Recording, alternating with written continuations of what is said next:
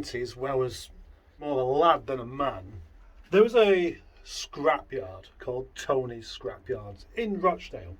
Everybody knew the place, and he always had cars for sale, and sometimes he'd have stuff that was running with MOT on it and tax, in the days when tax was transferable. And I needed a car, and he had a Reliant Robin. And when I saw it, I thought, there's no way I'm going to drive that thing. But he was a salesman, and he was very good at it. He managed to talk me into it. He was telling me about its reliability, the fact that it's so simple that it'll never break down, and the 70 miles per gallon. Those were his words. I thought, yeah, that actually makes sense. And I thought, why don't I go back to the idea of having a car that makes sense rather than one I just happen to like? So I bought it. I can't remember for how much. All I can remember is that the car was red.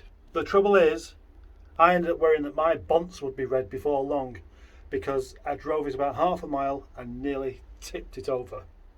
Inevitable, really. I was going to try and drive that car like I did with my previous car, and it's not really going to work, is it?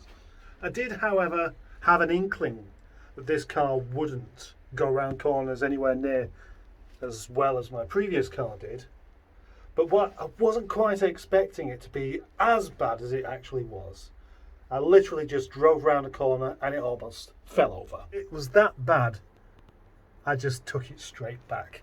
Took it straight back and said, I can't have this. No. But I'd already given him his money. I don't know how much money he gave me back. It probably wasn't much though.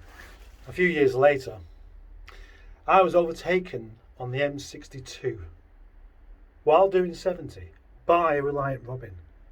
He was doing about 85. I mean, the bravery involved there.